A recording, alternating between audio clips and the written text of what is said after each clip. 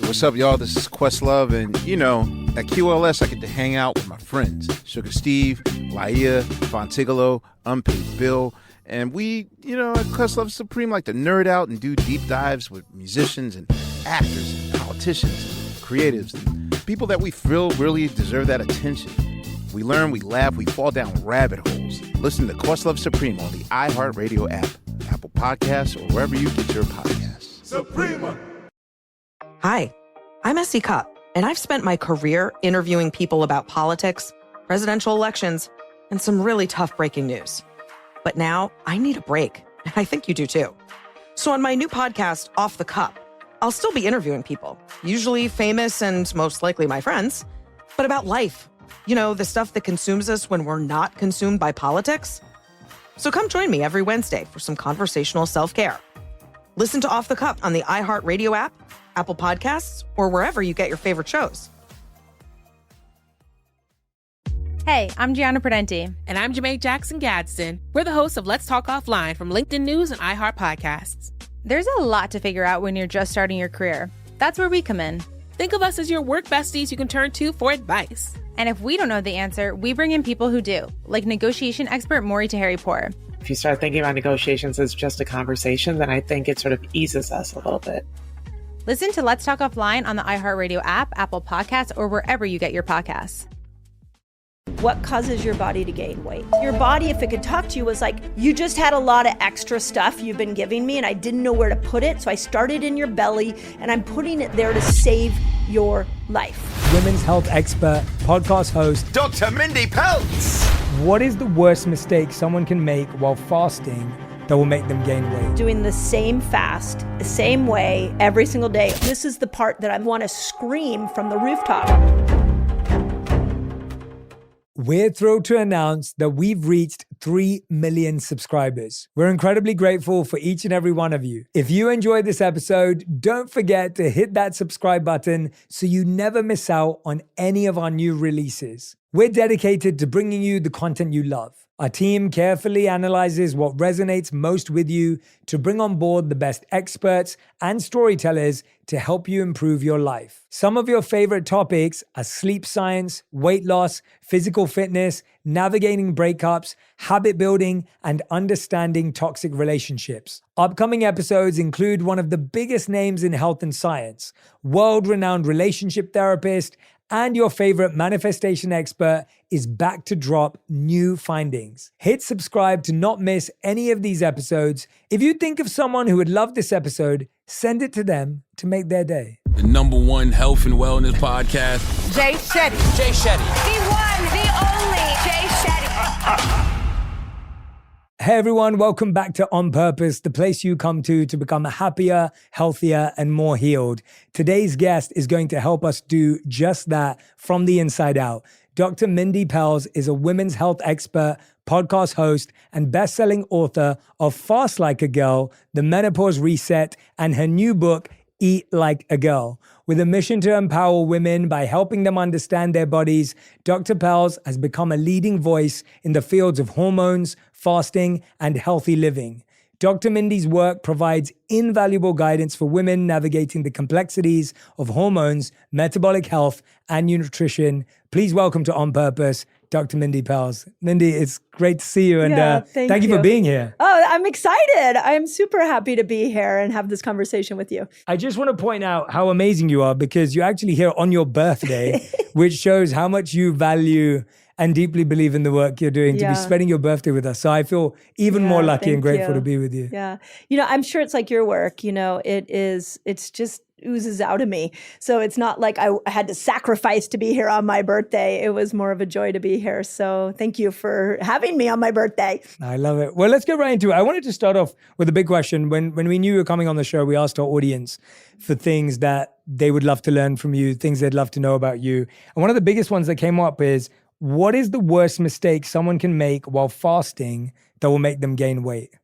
Ooh, this was the biggest question? Yes. Okay, this is really great because there's not a one sentence answer. So the biggest mistake, for starters, is doing the same fast, the same way every single day over and over and over again. Wow. We were meant to vary, men and women were meant to vary our fasts. And here's the way you look at it, is that the human body will adapt to what we call a hormetic stress, a little tiny stressor that puts it into a forced adaptation. So you go without food, all of a sudden your body's like, wait a second, no food's coming in. We're going to need to go find that food that we stored years ago. And so it will go to the fat storage and burn that fat. If you do that same style of fasting, maybe it's one meal a day, over and over and over again, the body gets really smart. And it's like, wait, no food's coming in. I only get a little bit of food every single day. I'm going to slow my metabolism down. So the biggest mistake that people make is that they've got to vary their fast, vary the length. You don't fast every day. It's what we call feast famine cycling. And it's how the human body was designed to be. I was not expecting that answer. Excellent. Because I feel like everything we're ever told is like, here's the hours, here's what it is, do it 5 days in a row. Maybe you can take a couple of days off a week or a month or whatever it may be. How do you know then how to structure it to give yourself some sort of system to follow so that you're not just, I guess, completely out of sync as well? Yeah. So first I want to say is if it makes logical sense if you go back and you think about the hunter-gatherers. Like they came out of the cave and sometimes they had a meal left over from a kill they made the night before. Sometimes they had a lot of food and then sometimes they had no food. So our body is used to that feast famine cycling because that's how we were primally designed. So I want to point that out. Second thing, the way that I see this is that every day you have a fasting window and you have an eating window. And your eating window, you get to vary. And it should vary for most people based off your lifestyle. So let's use the example of the soccer mom, because that was sort of a big part of my practice was all these, I call them the mama bears. And what we found is that the most important meal for them was dinner with the family. So they needed to skip breakfast and start their eating window somewhere around 12, 1 o'clock so that they could finish that eating window at 7, 8 o'clock. So Monday through Friday, they would make their eating window in the afternoon, evening. But then on the weekends, like a lot of families want to have brunch on Sunday, or maybe they'll go to the farmer's market, or maybe they'll go out to breakfast on Saturday morning. So then they would move their eating window up earlier in the day. Right. So I think you should base it off your lifestyle. And then of course, women should base it off their cycle, which is what Fast Like a Girl was about. Yeah. So I'm someone who loves systems and routines. Yeah. So I end up eating, I'm a 3 meals per day kind of person. I have to eat 3 meals a day. Yeah. My body reacts in whether it's cramps or fatigue or whatever if I don't. Yeah. So if I try and miss breakfast or have a late breakfast, I'm feeling that. Yeah. If I'm skipping a meal in the middle of the day, I'm feeling that. Like my body wants it. So I generally end up eating 3 meals a day pretty much at the same time every day. Yep. Is that bad? Am I doing that wrong? Well, I mean, I always say it depends on your intention. So what's your intention for your health? My intention right now is to gain strength and muscle as I've been training and trying to eat enough protein as someone who follows a plant-based diet. And then you are when you're working out in the morning? Yes, in the morning. Yeah. So for you, because you're trying to up muscle, you're going to want to make sure that you eat before your workout, and you're going to want to make sure you eat after your workout. I'm not doing the before. Yeah. Yeah. So then what will end up so you go in fueled, you're breaking that muscle down while you're working out, and then you're refueling afterwards. That would be like the perfect way to stack protein. But then where does the fasting window fit in? So the fasting window would probably be more towards the end of the day. And one of the things that I just try to make this simple for everybody is the best thing you can do is always eat in the light. The minute we start eating in the dark, like at the end of the day, we've got melatonin coming into our body, and melatonin causes us to be more insulin resistant.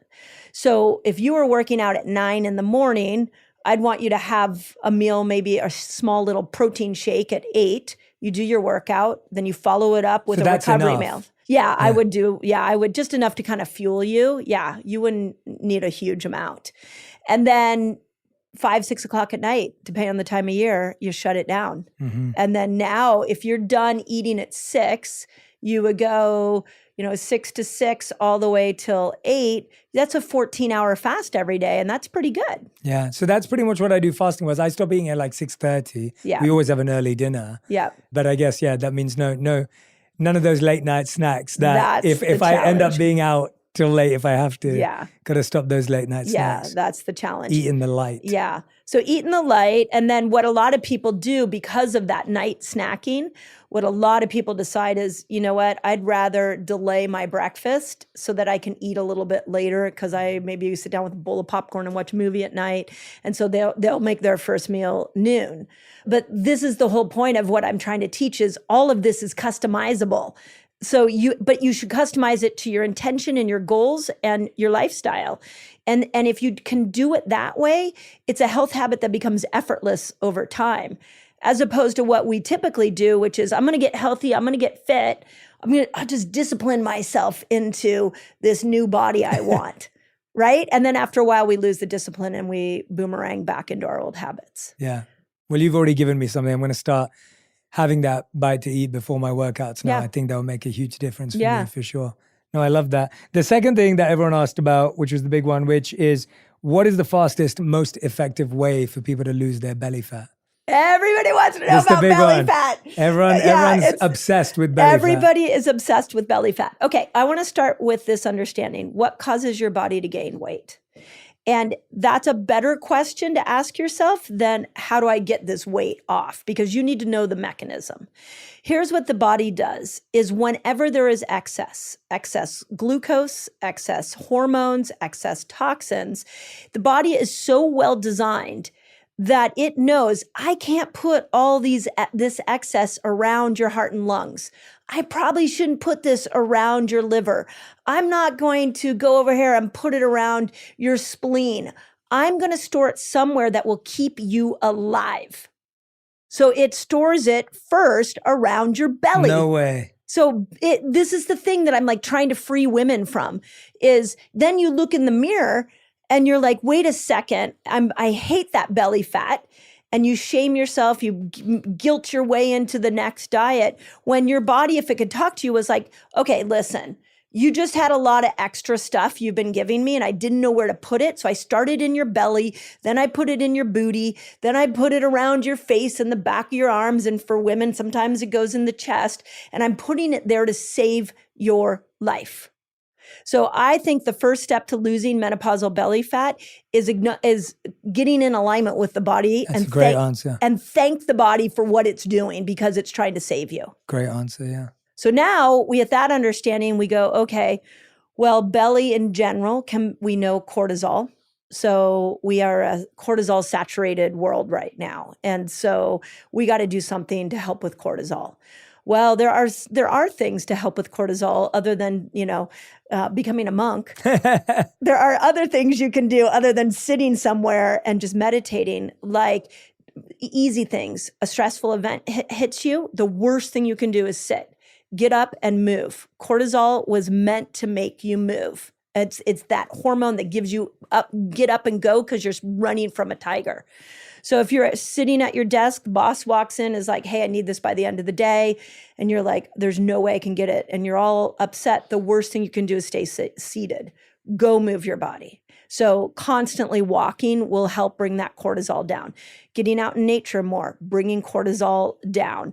Hanging out with positive people so that you're not in an environment where negative people are throwing cortisol bombs at you all day long, where your thinking starts to become one that's intrinsic, that you're starting to think everything is a threat and you're not safe and cortisol is high. That all relates to belly fat. This is why I'm going into the detail on this because people want the quick fix. But with the belly fat, the first thing I want people to ask themselves is what is the stress level of my life? And how can I bring that stress level down? And how can I start to work with cortisol? Walking being the biggest one, hanging out in nature, and then getting your body in the right environments. Then you can look at toxins. So we started this conversation before we recorded about toxicity. We live in the most toxic time in human history. women are putting over 200 toxic carcinogenic chemicals on their skin every single day. The brilliant body is like, I don't know what to do with all this, so I'm going to put it around your belly and your chest. And again, then we look in the mirror and we're mad at ourselves because we weren't disciplined enough. So go and look at your toxic load. What toxic chemicals are constantly coming into your body? Start looking into different detoxes because we got to bring your toxic load down. What are the most common places that people are putting toxins into their body? Well, skin is a big one. Food is horrible. I put a whole thing in Eat Like a Girl, and I was so depressed after I wrote it all about obesogens. So obesogens are chemicals that are in our food. So BPA plastics are what our food are wrapped around. That's an obesogen. Pesticides are an obesogen. There's a long list in the book, like artificial colorings and flavorings, BHT, BHA, all of these synthetic ingredients. What they do, and this is the part that I'm like want to scream from the rooftops, is what they do is they literally, those chemicals go into stem cells and they reprogram those stem cells to actually make fat cells. And one of the places we're seeing this is in the UK right now because kids have lots of stem cells. And as we get older, we have less. And so what we're seeing is that the stem cells that were supposed to make bone are now making fat. And so kids are their height is smaller and shorter than ever before, and they're bigger and bigger than ever before. So these chemicals are totally changing our fat distribution, and the belly fat is one of them. So what you put on your body and what you're putting in your mouth, start there. Yeah, it's so terrifying. It's terrifying. It's terrifying because it feels like everything you turn over these days, every pack is labeled with a million different things. Yeah. And if you're not conscious and aware and checking, pretty much everything you pick up is going to have one of those things in it. That's right. Yeah. And the best thing you can do is eat food without a label. Like go to your farmer's market, get, healthy fruits and vegetables. If you eat meat, know who your butcher is and like know where that meat came from. Make sure it wasn't packed with chemicals. Like I think we used to think it was like woo-woo and people who ate organic were hippies. And I would say at this particular moment in history, you should know an ingredient label. You should know those chemicals that are going into your food because they are reprogramming your body. And one of the things they're reprogramming our stem cells to make these fat cells. And you're double downing on dieting and you're double downing on working out, and you don't even realize that it's actually this chemical load that has completely reprogrammed your body. And so they're conscious of it. Oh, yeah. Oh, well, so the chemicals are there for two reasons in food. One is shelf life.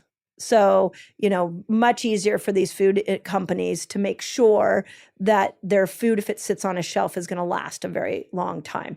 The second one is that they are hijacking your taste buds so that you're addicted to it.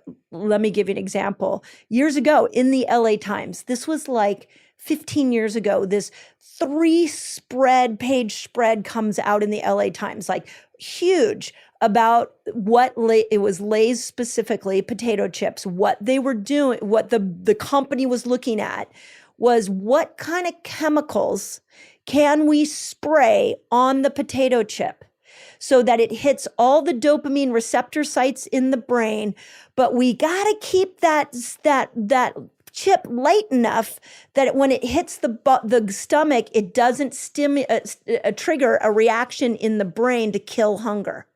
So it needs to be light. It has to be salty. It has to have a little bit of sweetness in it so it can hit those dopamine sites, but we can't let the person fill up on it. So think about that. How many people open a bag of potato chips and eat? It does just that. It does that. You can't just eat one. You're like, the whole bag's gone. And then the next thing you know, you're like, I need more food. And that is what all this Western processed food is doing, is it's hijacking our taste buds. So now we don't even have control over our taste buds. It's so hard when you know that you're being manipulated and programmed and it's been hardwired since such a young age that the habit that we have of grabbing that bag of chips or the chocolate bar or whatever else it may be. Yeah. It feels like that is us. Yeah. Almost like, oh, but that's who I am. I just love that type of food, or that's what I'm used to. And we're trying to go against this deep long-term conditioning, it feels like. Yes. And so breaking that habit is a lot harder than it seems. Yeah. And again, I'm always looking at things through the slant of women's health, because what I think women do is that when they don't know this information, is that they start to think they can't lose weight because there's something wrong with them. And they have no idea that the chemicals they've been eating in their diet food that was low fat and they bought because they wanted the lower sugar version actually had a chemical in it that reprogrammed stem cells to make fat cells and hijack their taste buds so that they're addicted to these foods over and over again. But the woman doesn't know that. She's like, oh God, I can never lose weight. It must be my fault. She goes into the doctor's office. The doctor's like, your BMI is really high. And so now all of a sudden the doctor's like, you got to lose weight. She doesn't know what to do. So she's like doubling down on eating less. She's doubling down on exercise. She's doubling down on shaming herself. And she didn't realize that it was actually the food industry that changed her whole body. And she needs to unhook from that food system in order to get the results she wants. Hey, I'm Jack Peace Thomas, the host of a brand new Black Effect original series, Black Lit, the podcast for diving deep into the rich world of Black literature. I'm Jack Peace Thomas, and I'm inviting you to join me and a vibrant community of literary enthusiasts dedicated to protecting and celebrating our stories. Black Lit is for the page turners, for those who listen to audiobooks while commuting or running errands, for those who find themselves seeking solace, wisdom, and refuge between the chapters. From thought-provoking novels to powerful poetry, we'll explore the stories that shape our culture. Together, we'll dissect classics and contemporary works while uncovering the stories of the brilliant writers behind them. Blacklit is here to amplify the voices of Black writers and to bring their words to life. Listen to Blacklit on the iHeartRadio app, Apple Podcasts, or wherever you get your podcasts. Hey, I'm Gianna Prudenti. And I'm Janae Jackson Gadsden. We're the hosts of Let's Talk Offline, a new podcast from LinkedIn News and iHeart Podcasts. When you're just starting out in your career, you have a lot of questions, like how do I speak up when I'm feeling overwhelmed? Or, can I negotiate a higher salary if this is my first real job? Girl, yes. Each week, we answer your unfiltered work questions. Think of us as your work besties you can turn to for advice. And if we don't know the answer, we bring in experts who do, like resume specialist Morgan Sanner. The only difference between the person who doesn't get the job and the person who gets the job is usually who applies. Yeah, I think a lot about that quote. What is it? Like, you miss 100% of the shots you never take? Yeah, rejection is scary, but it's better than you rejecting yourself. Together, we'll share what it really takes to thrive in the early years of your career, without sacrificing your sanity or sleep. Listen to Let's Talk Offline on the iHeartRadio app, Apple Podcasts, or wherever you get your podcasts. Hi, I'm Essie Cupp, and I've spent the last 20 plus years knee-deep in politics and the news. I've covered some really tough subjects, from war to genocide to 6 presidential elections, way too much Trump. And you know what? I need a break, like a mental health break, from the news, from the triggering headlines. And I kind of suspect some of you listening out there might need a break too. So my new podcast is going to be just that, a fun and loose space where I talk to my famous friends and people I admire about all the stuff that consumes us when we're not consumed by politics. I did not really rebel in the 60s. I had no in the 70s. What? I made no money in the 80s. So when true crime came along, I missed that trend too. So many great guests are joining me, from Josh Mankiewicz to Larry Wilmore to Molly Jong Fast to Josh Gad. I'm so excited that you have this platform, and I am just like hoping that I don't destroy the platform in its earliest stages. Listen to Off the Cup on the iHeartRadio app, Apple Podcasts, or wherever you get your favorite shows. A lot of people, when they're in that position, something they do is people count calories. Yeah. Do they matter? So this question comes up all the time. So I'm so happy that you asked it. Because based off of research, yes, calories matter. But based off of human behavior, calories don't matter. So this is why in Eat Like a Girl, I have a statement that blood sugar matters, calories don't. And the reason that I say that is that every single woman I sat with in my clinic and all the feedback we're getting on our socials from women who are fasting is that they don't know how many calories they eat in a day, and they don't know how many calories is their output in a day. So nobody can actually succeed at calories in, calories out.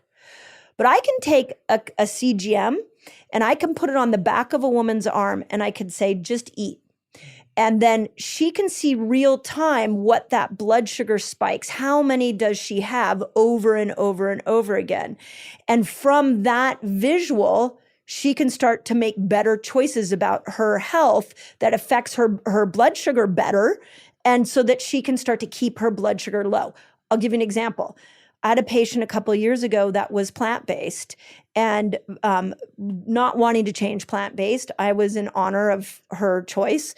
But when we put a CGM on her, she had about 10 spikes of these really high spikes of glucose every single day. And I asked her, I was like, what do your moods follow these spikes? And she's like, yeah, I'm like up, I'm down. I'm hungry, and then I'm not hungry. Like, I feel like I'm on a roller coaster all day long. So what I did is we worked with, okay, how about if we add a little bit of fat? How about if we add a little bit of fiber? What if we take some of these things like oat milk and let's sort of switch oat milk, or maybe if you love your oat milk, let's make sure it's really clean oat milk and let's add a little MCT oil in your coffee. And we started to change how a meal was put together. And she went down to about 4 spikes a day. She didn't change really anything she ate. She changed the way that she put a meal together, and then the blood sugar changed, and then her moods changed, and then her weight changed because I taught her blood sugar. That doesn't happen with calories. How many spikes a day is okay? I don't know if there's an average spike amount, but let's say that when you get a glucose spike, the most important thing is that it comes down to its pre-glucose amount, pre-meal amount within 90 minutes. So textbook is 2 hours, but I like to say if we can do like an hour and a half where you have a blood sugar spike and within an hour and a half, your blood sugar is right back where it was before you ate that meal, that you're pretty insulin sensitive.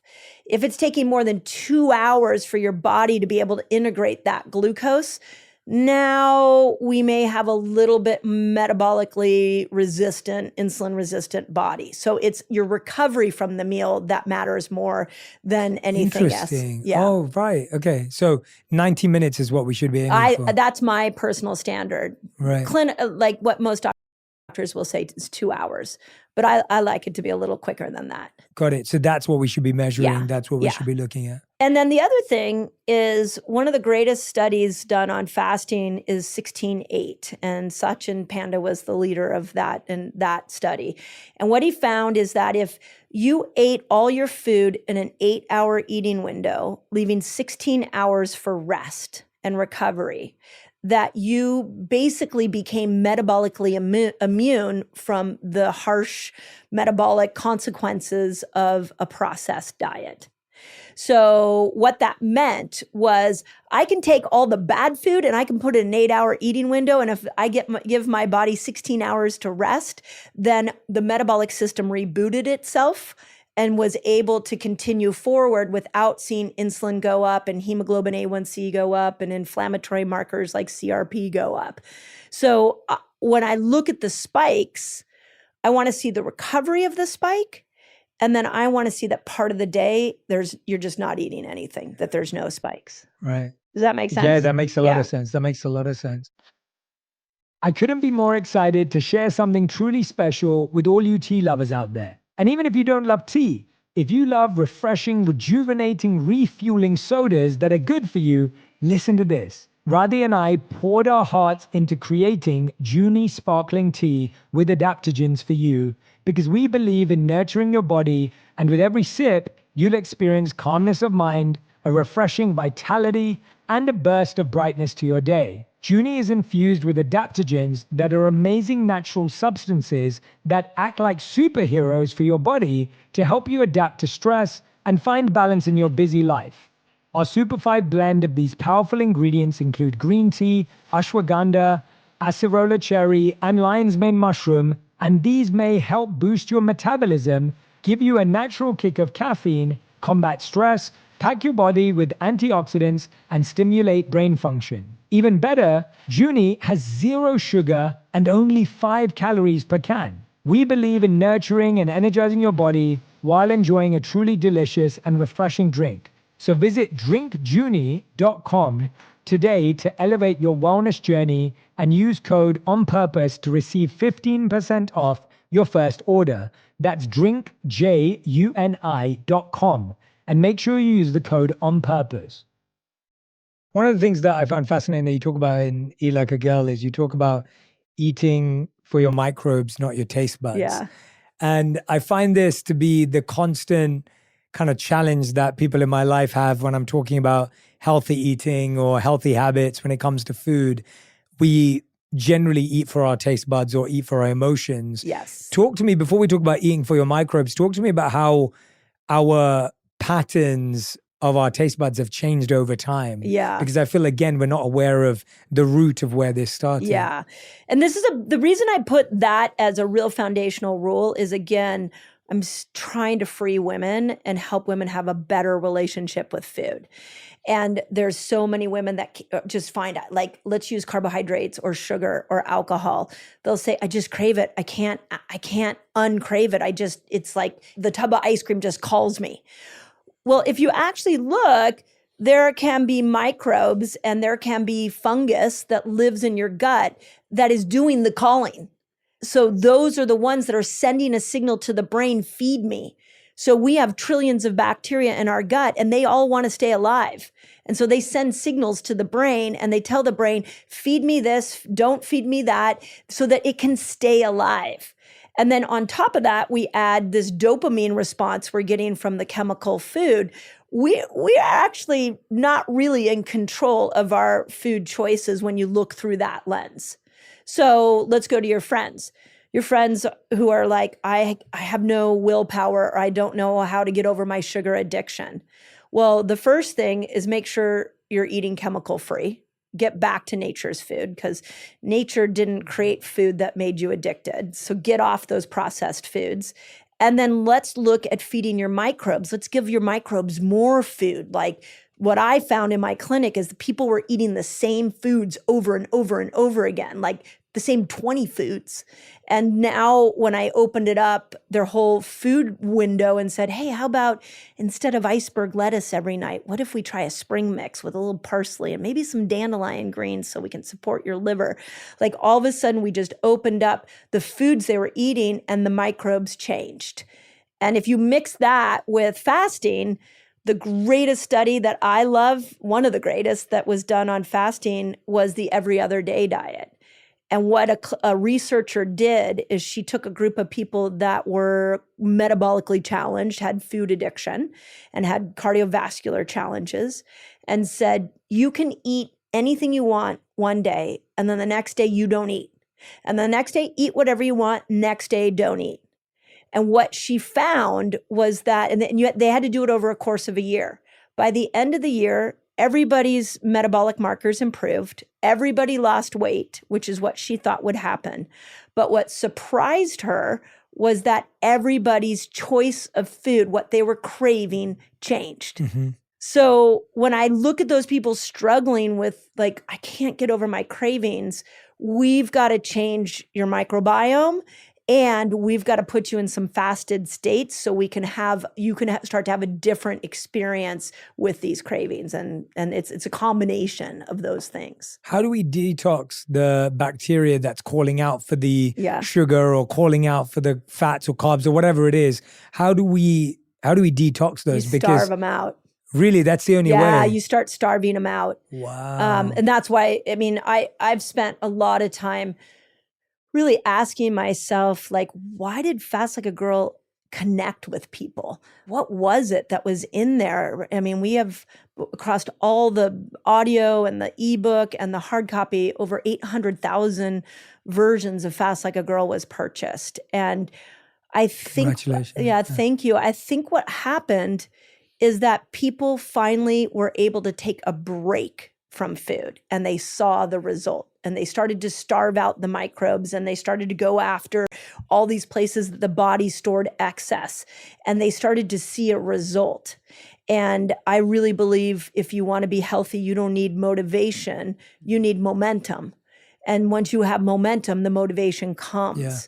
So one of the things that we do when you're looking at these microbes that are controlling your taste buds is let's just start tacking on some, fasting windows every day where you just give the microbes a break and they will start to die off. Mm-hmm. And the longer you fast, the more they die off, and your food choices will change, which is what happened in that study. I've experienced that personally. I always talk about how my wife trained me off of sugar because when I met her, I was addicted for sure. Yeah. I was that friend. Yeah. And I can empathize with it because I know how strong it was for me because I grew up eating 4 chocolate products a day. Yeah. And now I'll have 1 dessert a week.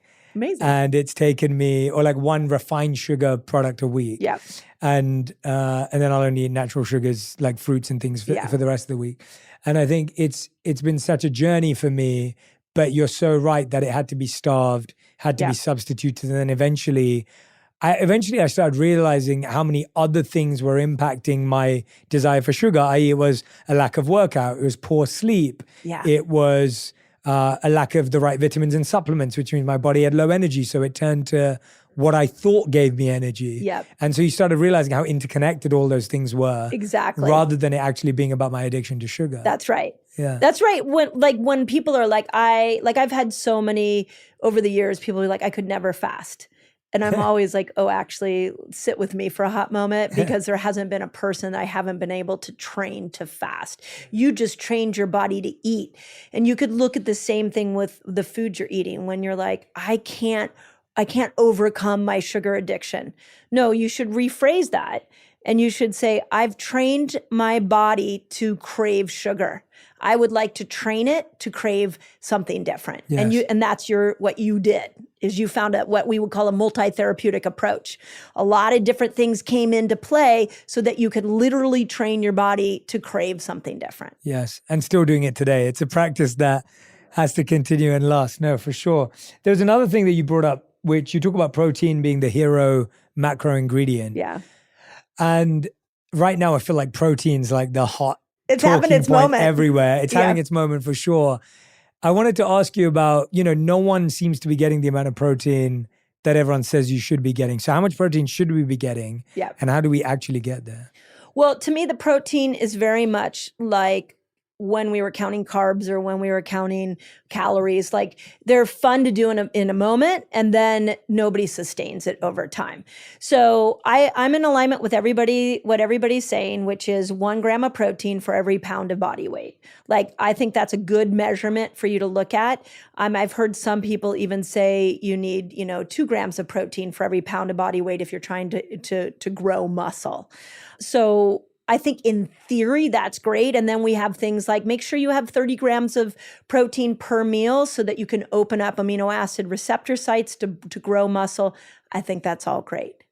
Now let's talk to the woman in the Midwest. Let's talk to the single mom in the Midwest that's working 2 jobs. And she's like, I'm just trying to stay afloat. Yeah. And now you want me to count how many grams of protein I eat every day so that I can be optimally healthy. This is why I put in there, what I want her to know is just know protein's the hero macronutrient. It has amino acids in it, and amino acids are going to make you hormones and neurotransmitters. So at every single meal, I want you to look at the protein source first, and how do you get as much protein in that meal, and then build the carbohydrates around it and build the vegetables and everything around it. Don't skimp on the protein. Every meal has to have a protein. That is a more doable language, and for a woman who is, and man who is so busy, because again, I don't know if people are successfully counting this day in and day out unless they're really making it a priority. Yeah, my appetite wouldn't even allow me to eat that much protein. Like I struggle with two things. One is I don't think I can eat that much protein. I've tried. Yeah. And second of all, it's heavy on my gut. It's hard on my gut. Like that much protein, just my gut can't process it. So how do you work out those two things? This actually came up in another interview, and I explained that this February of this year, I decided to try the protein theory, and I was working out with a trainer. I was lifting heavy weights. I'm 55 as of today. I was 54 at the time. I'm postmenopausal, and I was like, okay, let me experiment with this protein thing. In January, I was still with the trainer. I was still tacking on my fasting window, and I was really doing what I could talk about in the book, where I would have keto days and I would have hormone feasting days, but I wasn't as focused on protein. In January, I lost weight and I built muscle. In February, same thing. I just upped my protein to 1 gram per pound of body weight. By the end of February, I had put on more fat than if I had been doing none of that. And I was like, this isn't working for me. This is too much protein for my body. And I went back to just protein with every meal, Mindy. Stop trying to get it to a certain amount. That was my experience. Mm-hmm. Now, other people will say, oh, I've built so much muscle with it. Amazing. But I talk about this in the book that we have to go back to N of 1. N of 1 means you can hear us talk about protein, and now your job is to figure out if it works for you. Mm-hmm. Didn't work, so it was hard for you, it sounds like? It was hard for me? It's been hard right now. I've been practicing with it for like 3 months maybe. Yeah. Experimenting. So it was hard for me, whereas other people are like, this works perfectly for me, which is great. So I just think protein with every meal, we have to prioritize protein. And then you've got to find what pattern of the amount is going to be best for you. Mm-hmm. Yeah. The point is to remember it's the hero ingredient. That's right. And then build around it. That's right. And don't worry if you're not getting 30 grams per meal or 40 grams or even depending on your body weight, 60 grams per meal. It's a lot. Do you remember the Zone diet? I do. Yes. Yeah. Okay. So the Barry Sears, this was back in when I was in university. So this was back in the 90s. He was the first one to say, when you put a meal together, and he used pasta as an example. He was like, the worst thing you could do is have pasta with red sauce and no protein, because that is all glucose and you'll get this incredible glucose spike. But actually, if you put a meatball in there and you drizzle some olive oil on it, now the metabolic cost to you will be much less and you will lose weight. And his whole thing was like, stay in the zone. You got to stay in the zone. So the protein conversation, to me, I feel like needs to evolve to protein at every meal. And let's make sure we're putting it there with fat and some of nature's carbs and some fiber. And how you put that meal together is going to have a bigger effect on you than just the protein amount. Yeah, that's very helpful. Yeah, that's very helpful. And I hope everyone who's listening and watching kind of, eases up on it or finds a way that it works for you. I think that's the point. Yeah. When does, I think we've been talking a lot about belly fat and fat in general. When does fat make you fat? That's a great question. Okay, so toxic fat makes you fat. What is a toxic fat? So our canola oils, our cottonseed, corn oils, soybean oils, partially hydrogenated oils, vegetable oils, highly processed sunflower and safflower oils. Those are the biggies. Those are toxins. So let's go back to what is fat. Fat is a storage place for things your body doesn't know what to do with. Those oils, your body doesn't know what to do with. So it's putting it around your belly. It's putting it in fat. So stop giving it to your body, because when you give it to your body, the body's so smart. It's like, I'm just going to go store it over here. If I come over and I do now avocado oil, olive oil is like the hero oil, even some MCT oil, or even some of the nut oils like walnut oil, or some seed oils like sesame seed oil. your body knows what to do with that. It knows how to integrate that. It doesn't cause cellular inflammation. And so it'll kill hunger. It's going to help nourish your brain. It's going to stabilize your blood sugar. You need these oils to make hormones. So totally different beasts. One makes you fat, and the other one actually will make you healthy and can actually help you lose weight because it kills hunger. When we're also talking about our fat intake, is there a time of day that's better for us to be eating fat versus others, or is it something that needs to be spread out across the day? I think of fat as like a blood sugar break. So let's use today as an example. It's like, 3 o'clock in the afternoon. And so I had my first meal. I worked out in the morning on an empty stomach. It was just where I decided to go today. I had some collagen powder in my coffee and a little bit of raw cream. And then I went out and worked out. And then I had my first meal around 11 o'clock. And one of the things that I made sure I did is get a lot of protein and a lot of fat, because I knew I wasn't going to eat again until tonight, and I was coming here for this podcast. So I didn't want my blood sugar to spike at 1 or 2 and then show up in your chair and have brain fog and be unable to focus and my energy low. So I made sure I had extra fat on my breakfast and extra protein so that my glucose stayed very steady. So I like fat when you are not you're really trying to minimize a glucose spike. So performance is what I just explained. Or I don't want to be hungry in 2 more hours. I should use some fat. Or I don't want to crave that chocolate at 10 o'clock at night. So I should have some more fat with my dinner, because all of that stabilizes blood sugar, and then those cravings and those brain fog and that lack of energy doesn't show up. That's really helpful, because I think, again, it comes to if we have the time and energy to be that mindful with what we can plan. Yeah. But especially when it comes to big events, big moments, big meetings, big high performance moments in our life, it seems like that's something good to be mindful at those times. Oh, yeah. Yeah. That's why I love olive oil. Just start drizzling it on your meal, and you will be shocked at how it kills hunger. And you'll be shocked at how you're not hungry for hours afterwards, and your brain power is completely online and focused. It's the easiest thing to add. Yeah, me and my wife were joking about how often what happens is you end up eating smaller meals, but then you end up eating junk afterwards. Yeah, right. And that happens so often because we're like, oh no, I want to be mindful of my portion size or whatever it is. Yeah. And then at 10 p.m. you want a dessert. But the idea of sprinkling something simple as olive oil onto your meals to help curb a craving later on. And then, olive oils are high in polyphenols, and polyphenols feed the good microbes.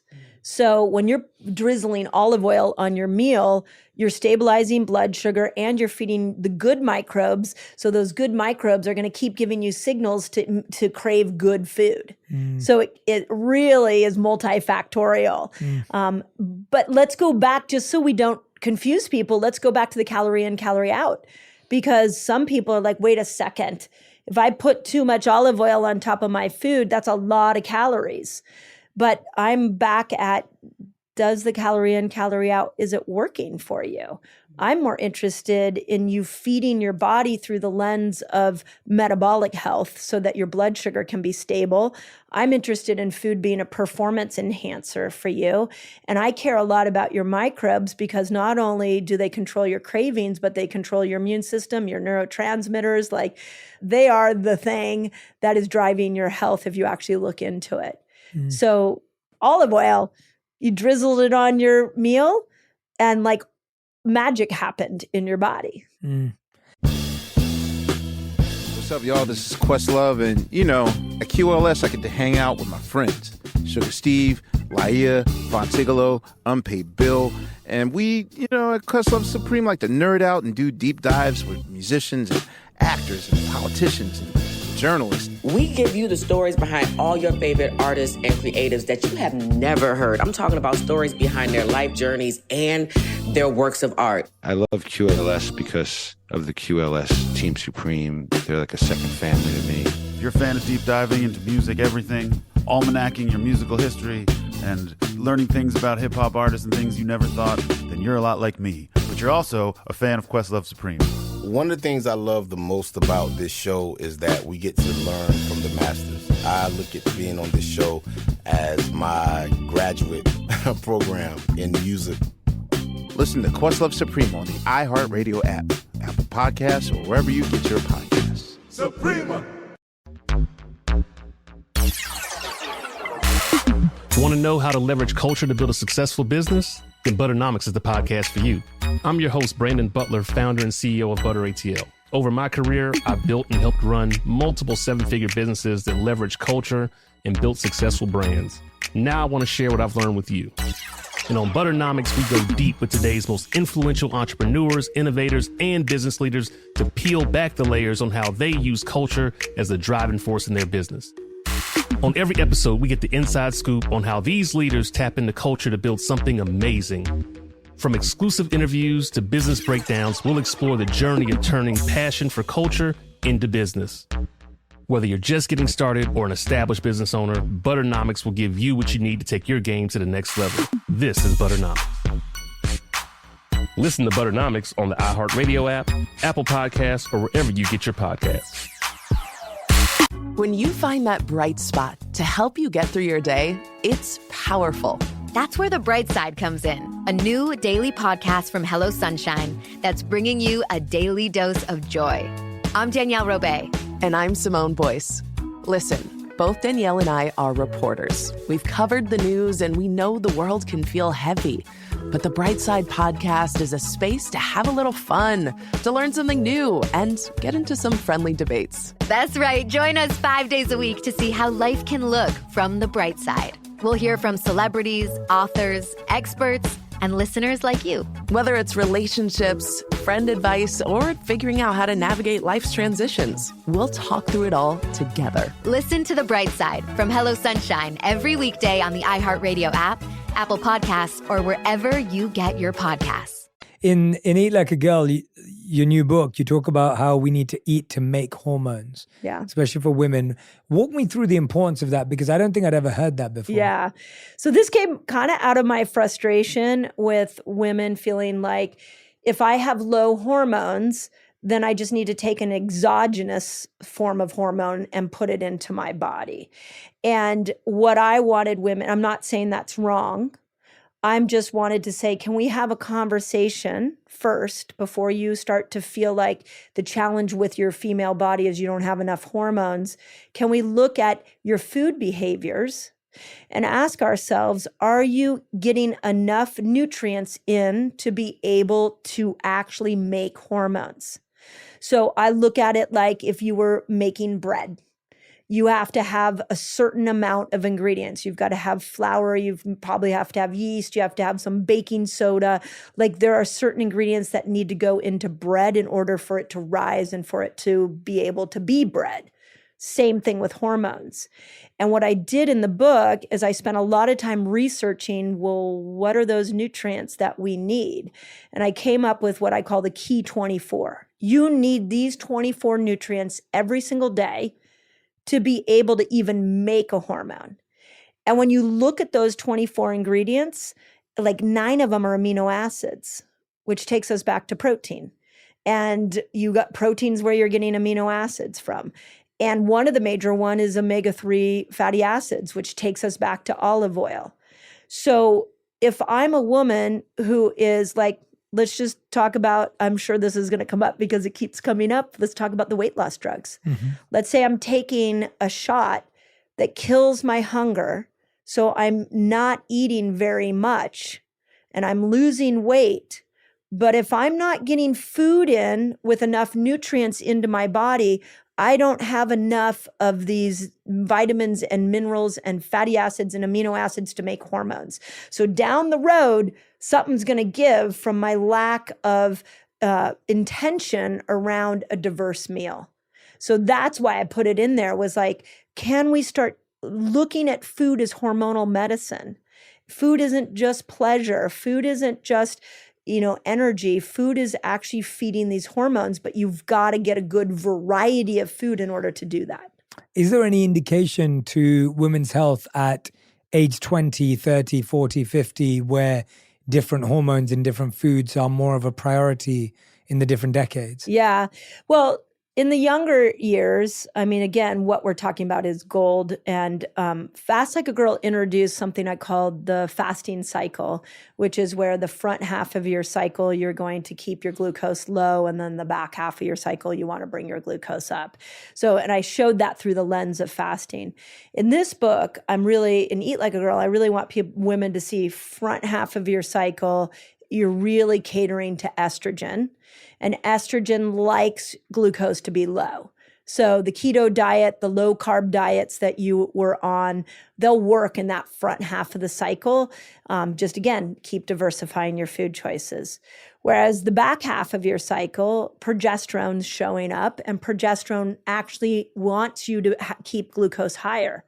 This is why every single woman craves carbohydrates or chocolate or something sugary the week before her period, because her body is so intelligent. It's like, I need you to bring up glucose so I can make progesterone so that the uterine lining can shed and you can have a cycle. So for those women, 20 and 30, this is the message they need to know. Front half of the cycle, lower carb, back half of the cycle, higher carb. That's as simple as I can make it. There's more detailed in the book. Now let's go into perimenopause and menopause. Estrogen is going away. And when estrogen goes away, that woman becomes more insulin resistant. So I can't tell you how many women will tell me, I haven't done anything. I'm 43 years old. I haven't done anything different and I am gaining weight. That's because you're losing estradiol. And estradiol kept you insulin sensitive. And so now you have to find other ways to keep yourself insulin sensitive. And fasting is one of the best ways that I know to keep yourself insulin sensitive. And then you're probably going to need, again, as you move through perimenopause, you're going to need a little lower carbohydrate diet mixed with splashes of a higher carbohydrate diet. So this is why in the book, I'm like, I call it ketobiotic, is when we want to go lower carb, but keep enough fiber in there. And then hormone feasting is when we want to go higher carb so we can cater to progesterone. It sounds confusing. No, not at all. Yeah. But think of it like gas pedal, brake. Like, there's a rhythm to a female body. So you're just going to understand the rhythm of your hormones so you can match the foods and the fasts according to that. What are our greatest misunderstandings of the female body? And in what decades are we so confused about or uneducated about that you'd like to point out? Oh, thank you for asking me that. The female body is highly complex. It is highly rhythmic. So it's constantly having ups and downs to it. If you look at our hormones, we are meant to have moments of where we're in complete joy. And then there are moments we're crying. And there are moments that we're rushing to the gym and we're so excited to go work out. And then there's other moments that we can't get off the couch. And that's all because you live in a female body that is driven by different hormones. So the first thing I want women to know is your hormonal system makes you highly complex. And a male's body isn't that complex. This is the way I've been saying it. And I always say, no offense to men, but you guys are like a ukulele and we're like a violin. It's just, our body is a very sophisticated instrument. And because of our sex hormones, we require more rest and recovery. We don't do as well with toxicity. When we become insulin resistant, we start to become infertile and we start to get things like PCOS, polycystic ovarian syndrome, and our menopause symptoms will be off the chart like crazy. So that doesn't happen so much to men. So we're just a more sophisticated body we're living in. What are some of the things you would encourage people to be mindful of at different stages to spot those signs early and to respond? Because it seems like we don't really talk about the difference that clearly. We don't. And we expect the same things in the same eras or decades of life. Yeah. Yeah. I mean, I think the thing that we have to look at is that lifestyle impacts both men and women. But for women, really, we've got to dial in a lifestyle for women. That's like, go to lifestyle first before you go to the antidepressant, before you go to the hormone replacement, before you go to the weight loss drug. Ask yourself, have I dialed in my lifestyle? And what that means is there needs to be a rhythm of where I'm maybe working out a lot and then I'm recovering. I'm maybe going low carb and then I'm feasting on healthy foods. So we need to have a rhythmic lifestyle. And that's like new conversation that's just coming up in the last couple of years. Whereas men don't have to worry about that as much. You guys are a lot more resilient. You have one hormone to think about, which is testosterone. You operate off a 24-hour cycle. We operate off a 28-day cycle. So we're just a lot more complicated, but that's why lifestyle is so important for women. And this is like my rally cry.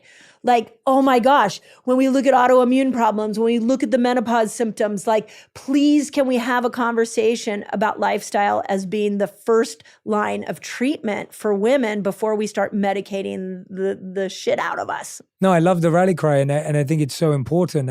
I'm so glad that you're sharing it so passionately here, because I couldn't agree with you more. I've heard so many women recently when I've been at events or listening to panels, or I've been hearing so many women talk about perimenopause, menopause, and what I found so fascinating when I was listening was that I was like, okay, I had no clue, right? But a lot of the women in the audience were like, oh my gosh, we didn't know either what we were going through, and so I think there's such a need for it because there seems to be either misinformation or, to be honest, no information. That's right. And so we're just turning towards pharmaceuticals. Right. So on that conversation, when I first started teaching this cycling of fasting and food on my YouTube channel, nobody talked about menopause. And then I started getting people pouring in and asking me like, well, how do I do this for perimenopause and menopause? At that time, I was like mid-40s. And so I just shared, hey, here's what I'm doing. I actually put it in a book. It's called The Menopause Reset. I was like, here are the lifestyle changes that I've made, and they've worked really well for me during perimenopause. Okay, fast forward to today. We've gone from a cultural hush around menopause where we're like, oh, she's a little irritable. Let's not like poke the bear and get her all upset because she might be menopausal, but we don't want to say that to her face, to cultural chaos, where women are like, finally, like, the conversation of menopause is emerging. And that part is amazing. Like, there's been a lot of authors, there's been a lot of influencers, there's a lot of people that are cracking that conversation open, which is so good. But what we have turned the conversation to now is you are suffering in the perimenopausal experience, and so you need to think about hormone replacement therapy. I'm not opposed to that, but every woman who goes on hormone replacement therapy has a different path to it. And that's because alongside hormone replacement, whether it's HRT direct or bioidenticals, needs to be a lifestyle change. And the diet you had at 35 doesn't work for you at 45. And the stress load you were able to do or handle at 35, you're going to need some breaks and some new tools at 45. So there's a lifestyle that I'm just still trying to bring in, like, hello, the answers isn't in the patch, the answer's not in the pill. Those are good support systems, but let's make lifestyle the change that happens once you go into those perimenopausal years. What would you say are the top 3 lifestyle changes that changed everything for you or were positive for you? Yeah. So in the Menopause Reset, I wrote 5. I started fasting. That was a big one. I started varying my foods, which is what I teach in Eat Like a Girl. I went low carb, high carb. I started feeding my microbes. So how do I support, because the microbes break down estrogen. So I wanted to be able to increase the diversity of my microbes so they could break down estrogen, the less estrogen I was getting. I did a massive detox. I detoxed my whole house. I started detoxing myself throughout my whole 40s. Detox became my obsession. And then the last one is something called the rushing woman syndrome, which was actually coined by a woman, Dr. Libby Weaver, who showed biologically why women that are constantly in a state of stress end up having hormonal problems. So I started saying no to more things. I'm a competitive athlete. I was a competitive tennis player in my early 20s, and I started learning how to do more yoga. I started learning how to walk more. I started getting out of that mentality of I've got to push my body. And so I just started looking at how I could recover a little bit more. And those were the 5 I changed, and it was like gold. It's so refreshing to hear that they're all interconnected as well with Eat Like a Girl and Fast Like a Girl. And it seems that what we need to do is simple, but it's so hard because of our wiring, because of society's expectations, because of maybe our own pressure on ourselves. Yeah. What gave you the permission to just say, you know what, I'm going to unsubscribe from all of this and I'm going to find a way? What was that for you? Because I feel people are really looking for that breakthrough. And you said it's not motivation, it's momentum, but it's almost like, how do you give that stone or that rock a push down the hill so that it gains momentum? The best door in is fasting. This is why I started with Fast Like a Girl. Like that is the quickest. If you want a totally different experience with your body, learn how to create an eating window and a fasting window. And it's interesting because my practice was built by what I call the mama bears. There were like these women who would bring their families to me and who would come in to learn about detox and hormones and food education and lifestyle. My clinic was like a lifestyle clinic, teaching people how to live a lifestyle to build health. And it was the mama bears that I got to experiment on, I put that in like, a loving way. I got to take these principles that I was studying and using on myself and try it on them. Mm-hmm. And I remember with weight loss, one of the things that blew me away is once I started teaching women how to fast, maybe 2 weeks would go by and I didn't see them and they'd walk into my clinic and it looked like a fat coat had been taken off of them in 2 weeks. And I was like, oh my God, like fasting got you that in 2 weeks? So I think this is why I'm like the evangelist for fasting. Is there anyone who should never fast or shouldn't fast? It's a great question. I always say if you're pregnant or nursing, it's a no, that's not your tool. So, and I write about that in both books. If you have an eating disorder, you need to be working with somebody who can work alongside you because there's little tricks that you can do to line yourself up for that. Certain cancers don't do well with fasting, and certain cancers do incredibly well with fasting. So going to a specialist that knows that. Outside of that, everybody else can fast. The one I just want to point out, the person I didn't point out who couldn't fast is the diabetic. Mm-hmm. This is the one that shocks everybody, is the type 1 and type 2 diabetic, when done right and done with doctor supervision, actually does really well with fasting. Interesting. Yeah. Wow. Yeah, that is surprising. Right? You wouldn't expect that. No. There's a trend right now of women eating meatballs in order to lose weight. What's your take on that? Have you come Is that all they're eating? Well, at least a big part of it, yeah. Yeah. Well, I mean, they're just trying to dose up protein. So what I would say is if you're going to dose up protein, make sure it's a clean protein. So what would you define as a clean protein? like hormone-free, antibiotic, not pumped with antibiotics, not pumped with hormones, grass-fed if you're going beef, and you really want grass-fed because it has higher omega-3s. So it needs to be a clean source of protein. I'm also a real fan for women specifically of fiber, because fiber feeds those microbes that break hormones down. So if you're only going meat, you're missing out on the vegetables. We need more fiber. But from a metabolic standpoint, from blood sugar standpoint, meatballs, if you didn't have a lot of fillers and stuff in them, could be really good. Yeah. Are they losing weight? It's meatballs. Yeah, that's what I said. Meatballs. Yeah, meatballs. Sorry, not ball. It's my accent. It's my accent. Yeah, meatballs. Yeah, my accent. Meatballs. Okay, meatballs. Bowls. Yeah, like B-O-W. Yeah, B-O-W-L. Okay. Sorry, it's my accent. No, you say it better than. Yeah, no. Oh my God. Yeah. So, what kind of meat is it? A variety of meat in there?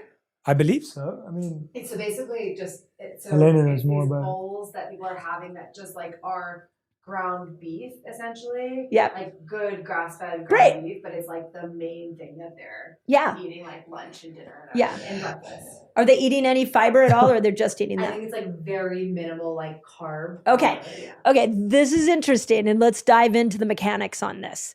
So protein stabilizes your blood sugar. So if I'm only eating a meat bowl all day long, then what ends up happening is I'm really not, those blood sugar spikes we talked about, I'm not getting very many of them. So that's good. If you don't have a lot of blood sugar spikes, you're not asking your body to make a ton of insulin. So from a metabolic standpoint, that is really fascinating. Right. From a gut microbiome standpoint, and this is really controversial, and I still stay by this to this day, is the carnivore diet. The carnivore diet kind of had its moment, and then people were like, this is crazy, and it went away.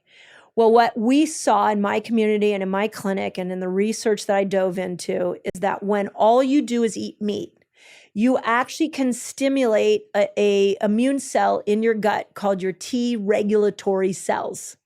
And your T regulatory cells make sure that your immune system isn't too low and your immune system isn't too high. So in my clinic, I would do something called carnivore fasting, which would be like a therapeutic process for a patient who had an autoimmune condition for like 2 to 3 weeks. They would just eat meat and they would fast about 17 hours every day. And the rest of the time, all they did is eat meat. And what I was trying to do is calm the immune system down and help them drop weight because they weren't spiking their glucose. It worked. It absolutely worked. But especially for things like SIBO, small intestinal bacteria overgrowth, like it was phenomenal. And so you got the benefit of fasting and you got the benefit of meat. It's just not something you sustain. Right. I would do it 2 to 3 weeks to balance the immune system with my autoimmune patients. And then we would go back into fiber because we need that fiber to be able to break those hormones down. So it became a therapeutic tool. Interesting. Thank you so much. Yeah, it's I love what you do by actually explaining what is going on behind the scenes. Yeah. Because to me, that's the part which makes it click, and then it's not just a hack. Yeah. It's like, oh, I actually understand how my body's working and why it's doing what it's doing. Yeah. And therefore now when I'm having that feeling or that experience or that craving, I can actually talk myself through it. That's right. If that makes sense. Yeah. I mean, so this is like another big pet peeve and rally cry for me is that you should learn how to do health from your health professionals, whether it's your doctor, your fitness trainer, your favorite health influencer. But if we go into this place where we're like, eat this, don't eat that, but we don't know why, we're never empowered. Doctor means to teach. So, a rally cry to all the doctors out there. Are you teaching your patients or are you just prescribing your patients? You have to teach to them how the body works and why, if prescription's your path, why prescriptions work, why food works, because now you have an empowered human.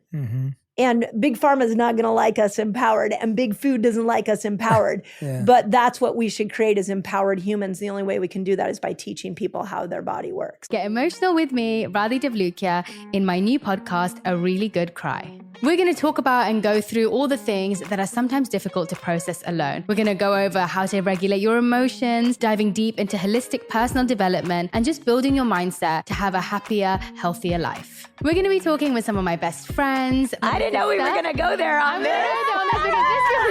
People that I admire. When we say listen to your body, really tune into what's going on. Authors of books that have changed my life. Now you're talking about sympathy, which is different than empathy, right? And basically have conversations that can help us get through this crazy thing we call life. I already believe in myself. I already see myself. And so when people give me an opportunity, I'm just like, oh, great, you see me too. We'll laugh together, we'll cry together, and find a way through all of our emotions. Never forget, it's okay to cry as long as you make it a really good one. Listen to A Really Good Cry with Radhi Devlukia on the iHeartRadio app, Apple Podcasts, or wherever you get your podcasts. Welcome to the Overcomfort Podcast with Jenica Lopez. Yup, that's me. You may know my late mom, Jenny Rivera, my queen. She's been my guiding light as I bring you a new season of Overcomfort Podcast. This season, I'll continue to discover and encourage you and me to get out of our comfort zones and choose our calling. Join me as I dive into conversations that will inspire you, challenge you, and bring you healing. We're on this journey together. I'm opening up about my life and telling my story in my own words. Yes, you'll hear it from me first before the cheeseman lands on your social media feed. If you thought you knew everything, guess again. So I took another test with Ancestry, and it told me a lot about who I am. And it led me to my biological father. And everyone here, my friends laugh, but I'm Puerto Rican. Listen to the Overcomfort podcast with Jenica Lopez as part of My Cultura podcast network, available on the iHeartRadio app, Apple Podcasts, or wherever you get your podcast. Hey, everybody. Welcome to Across Generations, where the voices of Black women unite in powerful conversations. I'm your host, Tiffany Cross. I want you all to join me and be a part of sisterhood, friendship, wisdom, and laughter. In every episode, we gather a seasoned elder. But even with a child, there's no such thing as the wrong thing if you love them. Myself as the middle generation. I don't feel like I have to get married at this big age in life, but it is a desire I have and something that I've navigated in dating. And a vibrant young soul for engaging intergenerational conversations. I'm very jealous of your generation that didn't have to deal with Instagram and Tinder. This is Across Generations, where Black women's voices unite, and together, you know how we do, we create magic. Listen to Across Generations podcast on the iHeartRadio app, Apple Podcasts, or wherever you get your podcasts. Yeah, for people who, talking about, making people feel empowered, for people who don't have access to expensive technology and want to know their muscle fat percentage, body fat percentage, etc., like how do they get that information in a way that's affordable and accessible? Because it seems that so much of that data and that insight you need to be empowered is expensive. Yeah. So, all the wearables are really exciting right now. The CGMs and all that, the continuous glucose monitors, really exciting, but they are expensive. So in the book, I put a list of symptoms you would experience if you nailed your meal. If you got your meal right, if your lifestyle was working for you, are some of the symptoms. And I'll share with you some of them. After you eat a meal, you should be energized. You shouldn't be sleepy. If you're sleepy, we got to go back and look at the makeup of that meal. After a meal, you should have better brain clarity. You should feel uplifted. It should be like something that puts you into a enhanced performance state. It's not normal to be hungry every 2 to 3 hours. So those things become really important. The other piece is that you should be able to control your cravings. You should be able to be like, hey, I'll use me as an example. I used to have a sugar addiction too. And I had a moment when in the height of my sugar addiction, where if I looked at a piece of sugar, I couldn't control myself. I remember that, yeah. Yeah. And it was like, I know I'm not supposed to eat that, but I'm going to eat it anyways. Once I started doing fasting and eating windows, like that craving went away. So I now have a better relationship to food. I don't feel like I'm eating food because I can't control myself. So there are symptoms we can look at, and all the biometric wearables, they're great, but I want to help the woman in the South, that's working 2 jobs. The story I tell a lot is that during the pandemic, I had a high school principal in South Carolina reach out to me. She was watching my YouTube channel, and she said, my high school teachers are about to come back to school, and they're super scared about their immune system and COVID. And so can you give us some ideas on how we can keep our immune system high? Well, I come from a family of teachers, and I was like, oh yeah, can I give back to the teachers and teach them? This is really exciting. So I pop on this call with about 100 teachers at this high school, and I go into you should take this supplement, you should eat this oil, and you should do all these things.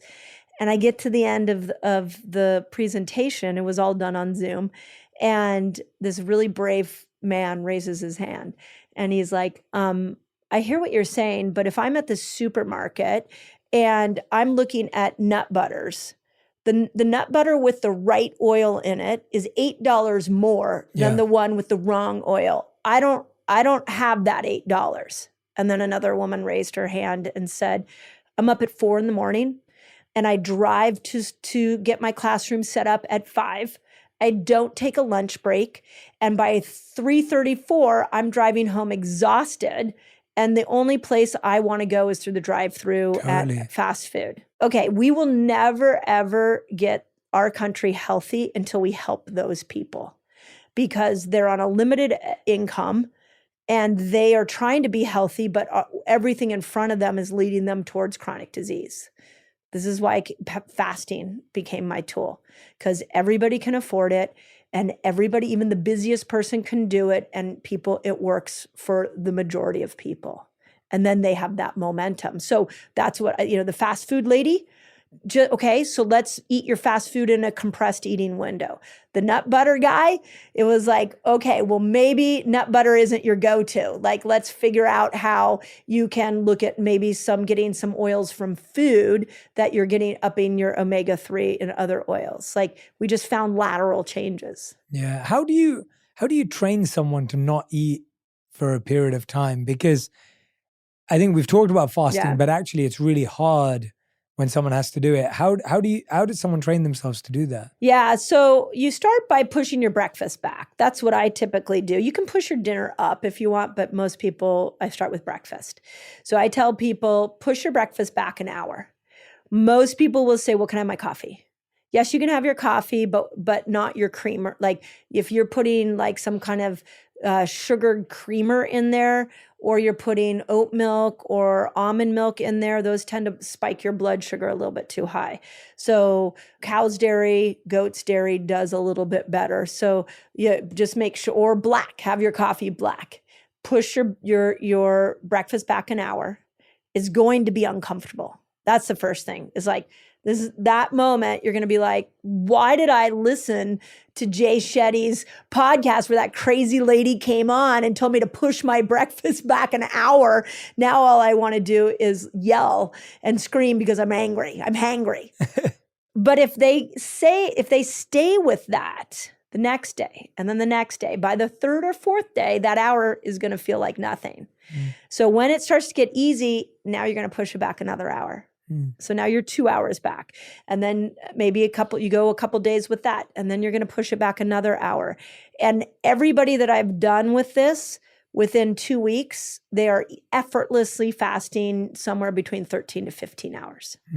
You're just taking all that food and you're just compressing it into an eating window, but you're gently moving your body into that place. I've had people just out of nowhere go on 3-day water fast, but that's a lot more suffering involved. If you do it that way. Yeah. Is there anyone who should eat as soon as they wake up? There's a lot of theories on this.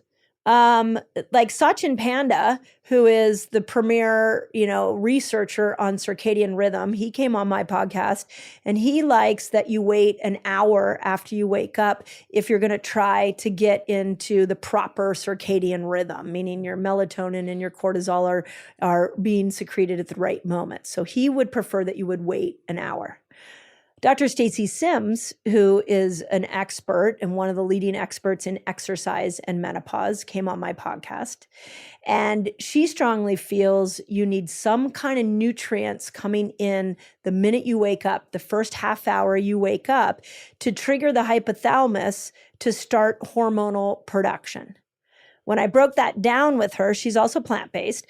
When I broke that down with her, she said, I put collagen powder in my coffee every morning and a splash of vegan collagen powder. Vegan. So she probably uses a vegan one, or maybe a marine one. I didn't ask her through the vegan lens if she did fish. Right. And then she does MCT oil, and then she does a plant-based cream. And she does like a loaded coffee, and that on some mornings, that's how she triggers this hypothalamus. So I tell you all that to say that here we have two leading experts. One says wait a half hour. The other one says you need some nutrients in very quickly. I think everybody's got to be their own N of one. Yeah, definitely. What works for you? Yeah, it's hard to know. And I think that's why so much of this is also being able to listen to our bodies and not our minds, because I think so much of our food habits are driven by our minds, not our bodies. I.e. we mentally crave something, emotionally crave something. Whereas when you actually listen to your body, kind of like what I was saying to you earlier, that when I'm listening to my body, I'm like, this amount of protein just Yeah. doesn't feel right. Yeah. And, right? Even and if I'm trying. on that, I just want to point out, because again, I'm always going to be the voice of women's empowerment. Yeah. What I'm discovering in women is we are massively disconnected from our bodies. Yeah. So we look at Instagram, we look at magazines, and we're like, I want to look a certain way. So then I will manipulate my body to look that way. We are not clued into the rhythms and cycles of our body. And often that's you could so end up sad. looking that way, but because the internal setup isn't right. Like we often think it's also, oh, I don't have self-worth or self-esteem, but it's completely chemical. That's right. Right? Like it's just a hormonal imbalance. It's not this mental idea that, oh, I don't believe in myself or I don't love myself. Yeah. It's like, well, of course, if I've been shifting my body and diet and everything to look this certain way, it could be that my hormones and nutrients and everything are so imbalanced that I can't sustain a healthy mood. Yeah. Something I've deeply thought about is that when we look at the woman who's size 2 or the woman who's a size 4 or size 0, like we look at that, we say, that's what I'm supposed to look like because the magazines, Instagram, everybody says I should look like that. But actually, if you look at what estrogen does to the female body, is it makes us, it's what I call a little more padded. It gives us a little more of a cushion of fat on us. And that might be what's normal for us. We just have this skewed view based off of what we're seeing on social media that we're supposed to look that way. But have you ever stopped, like for the women listening, and asked yourself, is that the healthy way? I mean, one of the things that came out of Fast Like a Girl that really disturbed me and motivated me to write Eat Like a Girl was how many 20-year-olds and 30-year-olds don't have a menstrual cycle. And they don't have a menstrual cycle because they've been manipulating their diet. Their diet's too low calorie. Their weight is too low because they're trying to look a certain way that the culture says this is beautiful. And when you're beautiful, you're worthy. But actually, is it possible that the female body is meant to have more fat on it? And trying to be the skinniest version of you is actually making you sick and destroying your hormones. And I think it would be really interesting if we had better conversations around that. So what do they do in that scenario when they've ended up creating that situation with themselves? Well, the first thing is, we're back at the calories, is let's make sure you're eating enough calories. For the thyroid, you have to have 1,200 calories a day consistently. So if you're eating 900, 800 calories a day, you're causing thyroid challenges. And that could be a hyperactive thyroid. That could be, so you could end up with a faster metabolism, which would eventually lead to a hypothyroid situation. So let's get the calorie in that person who's in deprivation. That would be the one spot I would say, let's make sure we're above 1,200. Mm-hmm. So that would be the first thing. The second thing is, I think it's really interesting. Even for you and men in general, is like when we eat and we're hungry, do we ask ourselves, like, am I hungry or am I bored? Mm-hmm. Am I hungry or am I sad? Am I hungry or do I need energy? Like, make sure we're seeing that the food and the emotional response, like we're pulling those apart. So I think that's a really important one, because people eat and don't eat for a lot of different reasons. Mm-hmm. And then that leads to the last thing with this person who might be a little bit thin, is I think for a lot of women, it's control. Like, if I can control my body a certain way, then, my life will be in control. And as you know, control is an illusion. And maybe there's something else you can control. This is why I like the continuous glucose monitor. Control your blood sugar. And then that'll lead you down the path of health. Control your symptoms after you eat. Control the amount of sleep you get. Like, there's other things to control. But if you're trying to control your weight, you're raising cortisol and you're leading yourself into this dysfunctional relationship with your body. So well said.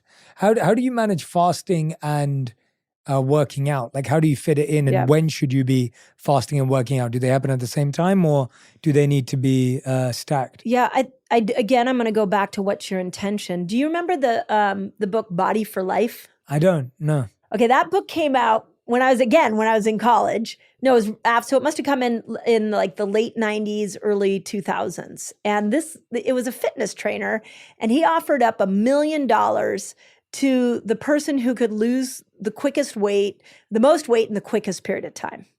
And he had a whole formula. And the number one formula that he said is you never work out after you've eaten, because his whole theory was when you eat, you've brought glucose up, and then you go to work out, the body uses that glucose.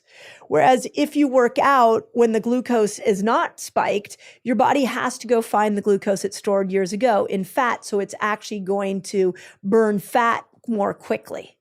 This was how we worked out for years. I think I taught people, women and men both, in my clinic all the time, this strategy. It is an incredible way to lose weight. Here's the challenge.